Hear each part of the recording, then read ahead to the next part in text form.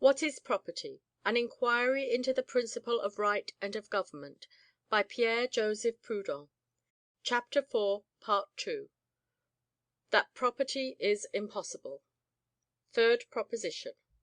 Property is impossible, because, with a given capital, production is proportional to labor, not to property.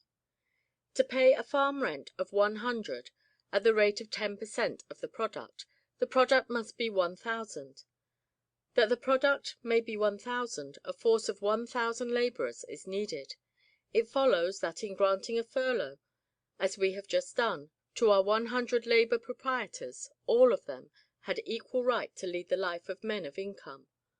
We have placed ourselves in a position where we are unable to pay their revenues. In fact, the productive power, which at first was 1,000, being now but 900, the production is also reduced to 900, 1/10 of which is 90. Either, then, 10 proprietors out of the 100 cannot be paid, provided the remaining 90 are to get the whole amount of their farm rent, or else all must consent to a decrease of 10 per cent. For it is not for the laborer, who has been wanting in no particular, who has produced as in the past, to suffer by the withdrawal of the proprietor. The latter must take the consequences of his own idleness. But, then, the proprietor becomes poorer for the very reason that he wishes to enjoy. By exercising his right he loses it. So that property seems to decrease and vanish in proportions as we try to lay hold of it. The more we pursue it, the more it eludes our grasp. What sort of a right is that which is governed by numerical relations, and which an arithmetical calculation can destroy? The laborer proprietor received, first, as laborer, 0.9 in wages; second, as proprietor, 1 in farm rent. He said to himself, "My farm rent is sufficient; I have enough and to spare without my labor." And thus it is that the income upon which he calculated gets diminished by 1/10. He, at the same time, not even suspecting the cause of this diminution, by taking part in the production, he was himself the creator of this 10th which has vanished. And while he thought to labor only for himself, he unwittingly suffered a loss in exchanging his products, by which he was made to pay to himself 1/10 of his own farm rent. Like every one else, he produced 1 and received but 0.9. If, instead of 900 laborers, there had been but 500, the whole amount of farm rent would have been reduced to 50. If there had been but 100, it would have fallen to 10. We may posit, then, the following axiom as a law of proprietary economy: increase must diminish as the number of idlers augments. This first result will lead us to another more surprising still. Its effect is to deliver us at one blow from all the evils of property, without abolishing it, without wronging proprietors, and by a highly conservative process. We have just proved that, if the farm rent in a community of 1,000 laborers is 100, that of 900 would be 90, that of 800, 80, that of 100, 10, etc. So that, in a community where there was but one laborer, the farm rent would be but 0.1, no matter how great the extent and value of the land appropriated. Therefore, with a given landed capital, production is proportional to labor, not to property. Guided by this principle, let us try to ascertain the maximum increase of all property whatever. What is, essentially, a farm lease? It is a contract by which the proprietor yields to a tenant possession of his land, in consideration of a portion of that which it yields him, the proprietor. If, in consequence of an increase in his household, the tenant becomes 10 times as strong as the proprietor, he will produce 10 times as much.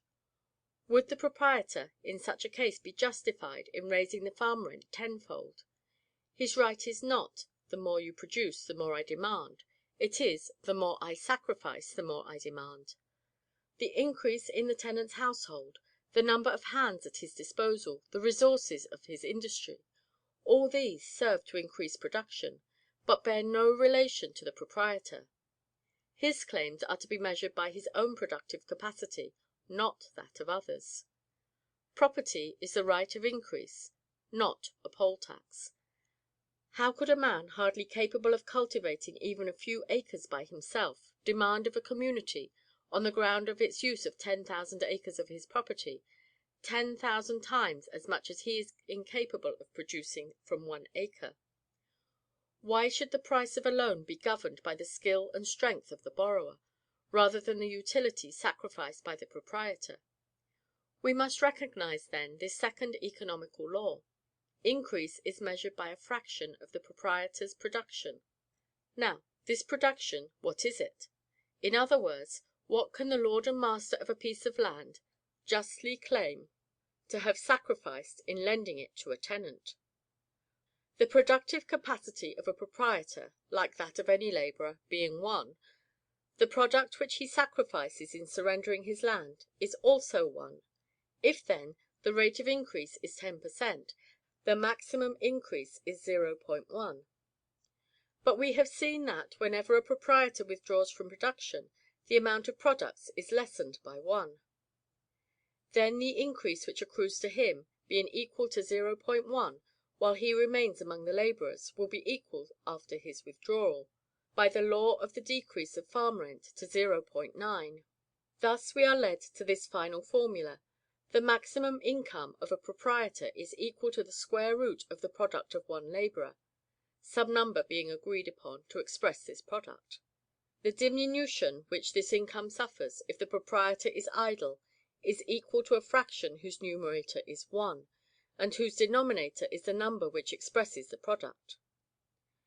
Thus the maximum income of an idle proprietor, or of one who labors in his own behalf outside of the community, figured at 10 per cent, on an average production of 1,000 francs per laborer, would be 90 francs. If, then, there are in France 1,000,000 proprietors with an income of 1,000 francs each, which they consume unproductively, instead of the 1,000 millions which are paid them annually, they are entitled, in strict justice, and by the most accurate calculation, to 90 millions only. It is something of a reduction to take 910 millions from the burdens which weigh so heavily upon the laboring class. Nevertheless, the account is not finished, and the laborer is still ignorant of the full extent of his rights. What is the right of increase when confined within just limits? A recognition of the right of occupancy. But since all have an equal right of occupancy, every man is by the same title a proprietor. Every man has a right to an income equal to a fraction of his product. If, then, the laborer is obliged by the right of property to pay a rent to the proprietor is obliged by the same right to pay the same amount of rent to the laborer, and, since their rights balance each other, the difference between them is 0. Scholium. If farm rent is only a fraction of the supposed product of the proprietor, whatever the amount and value of the property, the same is true in the case of a large number of small and distinct proprietors. For, although one man may use the property of each separately, he cannot use the property of all at the same time. To sum up, the right of increase, which can exist only within very narrow limits defined by the laws of production, is annihilated by the right of occupancy. Now, without the right of increase, there is no property. Then property is impossible. Fourth proposition: property is impossible, because it is homicide. If the right of increase should be subjected to the laws of reason and justice, it would be reduced to an indemnity or reward whose maximum could never exceed, for a single laborer, a certain fraction of that which he is capable of producing. This we have just shown. But why should the right of increase, let us not fear to call it by its right name, the right of robbery, be governed by reason, with which it has nothing in common? The proprietor is not content with the increase allotted him by good sense and the nature of things. He demands 10 times, 100 times, 1,000 times, 1,000,000 times as much. By his own labor, his property would yield him a product equal only to 1, and he demands of society no longer a right proportional to his productive capacity, but a per capita tax. He taxes his fellows in proportion to their strength, their number, and their industry. A son is born to a farmer. Good, says the proprietor, One more chance for increase. By what process has farm rent been thus changed into a poll tax? Why have our jurists and our theologians failed, with all their shrewdness, to check the extension of the right of increase?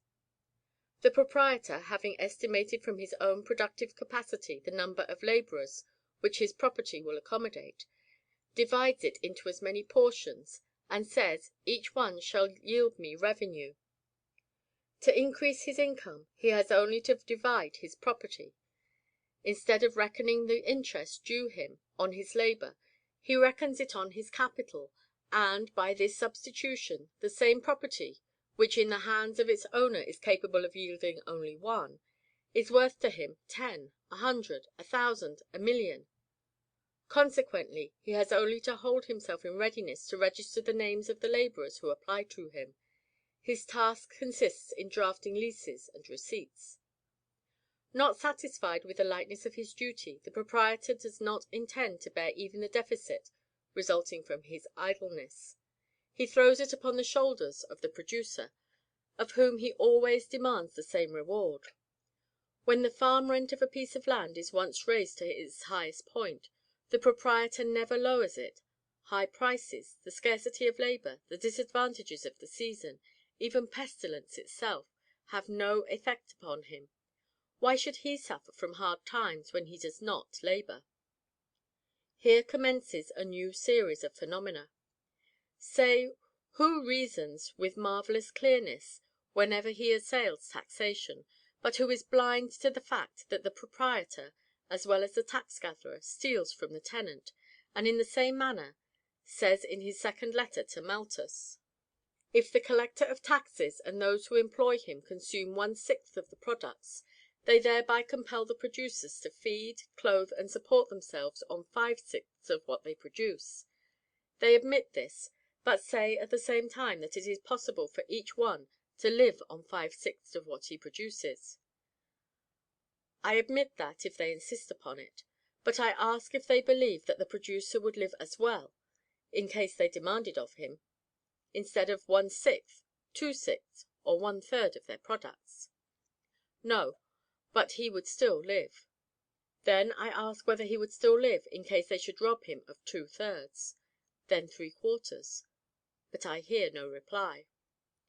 If the master of the French economists has been less blinded by his proprietary prejudices, he would have seen that farm rent has precisely the same effect. Take a family of peasants composed of 6 persons, father, mother, and 4 children, living in the country and cultivating a small piece of ground. Let us suppose that by hard labor they manage, as the saying is, to make both ends meet; that, having lodged, warmed, clothed, and fed themselves, they are clear of debt, but have laid up nothing. Taking the years together, they contrive to live. If the year is prosperous, the father drinks a little more wine, the daughters buy themselves a dress, the sons a hat, they eat a little cheese, and occasionally some meat. I say that these people are on the road to wreck and ruin. For, by the third corollary of our axiom, they owe to themselves the interest of their own capital. Estimating this capital at only 8,000 francs at 2½ per cent, there is an annual interest of 200 francs to be paid. If, then, these 200 francs, instead of being subtracted from the gross product to be saved and capitalized, are consumed, there is an annual deficit of 200 francs in the family assets; so that at the end of 40 years these good people, without suspecting it, will have eaten up their property and become bankrupt. This result seems ridiculous; it is a sad reality. The conscription comes. What is the conscription? An act of property exercised over families by government without warning, a robbery of men and money. The peasants do not like to part with their sons. In that I do not think them wrong. It is hard for a young man of 20 to gain anything by life in the barracks. Unless he is depraved, he detests it. You can generally judge of a soldier's morality by his hatred of his uniform. Unfortunate wretches or worthless scamps, such is the make-up of the French army. This ought not to be the case, but so it is. Question 100,000 men, and not one will contradict my assertion. Our peasant, in redeeming his two conscripted sons, expends 4,000 francs, which he borrows for that purpose. The interest on this, at 5 per cent., is 200 francs, a sum equal to that referred to above. If, up to this time, the production of the family, constantly balanced by its consumption, has been 1,200 francs, or 200 francs per persons, in order to pay this interest, either the 6 laborers must produce as much as 7, or must consume as little as 5. Curtail consumption they cannot. How can they curtail necessity? To produce more is impossible. They can work neither harder nor longer. Shall they take the middle course and consume 5½ while producing 6½? They would soon find that with the stomach there is no compromise, that beyond a certain degree of abstinence it is impossible to go, that strict necessity can be curtailed but little without injury to health; and, as for increasing the product, there comes a storm, a drought, an epizootic, and all the hopes of the farmer are dashed. In short, the rent will not be paid, the interest will accumulate, the farm will be seized, and the possessor ejected. Thus a family which lived in prosperity while it abstained from exercising the right of property falls into misery as soon as the exercise of this right becomes a necessity. Property requires of the husbandman the double power of enlarging his land, and fertilizing it by a simple command. While a man is simply possessor of the land, he finds in it means of subsistence. As soon as he pretends to proprietorship, it suffices him no longer. Being able to produce only that which he consumes, the fruit of his labor is his recompense for his trouble. Nothing is left for the instrument. Required to pay what he cannot produce, such is the condition of the tenant after the proprietor has retired from social production in order to speculate upon the labor of others by new methods. Let us now return to our first hypothesis. The 900 laborers, sure that their future production will equal that of the past, are quite surprised, after paying their farm rent, to find themselves poorer by 1/10 than they were the previous year. In fact, this tenth, which was formerly produced and paid by the proprietor laborer, who then took part in the production and paid part of the public expenses, now has not been produced and has been paid. It must then have been taken from the producer's consumption. To choke this inexplicable deficit, the laborer borrows, confident of his intention and ability to return, a confidence which is shaken the following year by a new loan, plus the interest on the first. From whom does he borrow? From the proprietor. The proprietor lends his surplus to the laborer, and this surplus, which he ought to return, becomes, being lent at interest, a new source of profit to him. Then debts increase indefinitely. The proprietor makes advances to the producer, who never returns them, and the latter, constantly robbed and constantly borrowing from the robbers, ends in bankruptcy, defrauded of all that he had. Suppose that the proprietor, who needs his tenant to furnish him with an income, then releases him from his debt.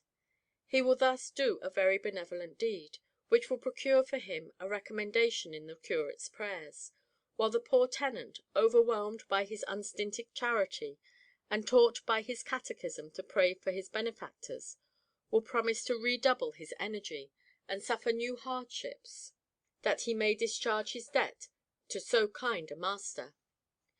This time he takes precautionary measures, he raises the price of grains, the manufacturer does the same with his products. The reaction comes, and, after some fluctuation, the farm rent, which the tenant thought to put upon the manufacturer's shoulders, becomes nearly balanced; so that, while he is congratulating himself upon his success, he finds himself again impoverished, but to an extent somewhat smaller than before. For the rise having been general, the proprietor suffers with the rest, so that the laborers, instead of being poorer by 1/10, lose only 9/100. But always it is a debt which necessitates a loan, the payment of interest, economy, and fasting. Fasting for the 9/100 which ought not to be paid, and are paid, fasting for the redemption of debts, fasting to pay the interest on them. Let the crop fail, and the fasting becomes starvation. They say, it is necessary to work more. That means, obviously, that it is necessary to produce more. By what conditions is production effected? By the combined action of labor, capital, and land. As for the labor, the tenant undertakes to furnish it, but capital is formed only by economy. Now, if the tenant could accumulate anything, he would pay his debts. But granting that he has plenty of capital, and what use would it be to him if the extent of the land which he cultivates always remained the same? He needs to enlarge his farm. Will it be said finally that he must work harder and to better advantage? But in our estimation of farm rent, we have assumed the highest possible average of production. Were it not the highest, the proprietor would increase the farm rent. Is not this the way in which the large landed proprietors have gradually raised their rents, as fast as they have ascertained by the increase in population and the development of industry how much society can produce from their property? The proprietor is a foreigner to society, but, like the vulture, his eyes fixed upon his prey, he holds himself ready to pounce upon and devour it. The facts to which we have called attention, in a community of 1,000 persons, are reproduced on a large scale in every nation and wherever human beings live, but with infinite variations and in innumerable forms, which it is no part of my intention to describe. In fine, property, after having robbed the laborer by usury, murders him slowly by starvation. Now, without robbery and murder, property cannot exist; with robbery and murder, it soon dies for want of support; therefore it is impossible. Chapter 4, Part 2.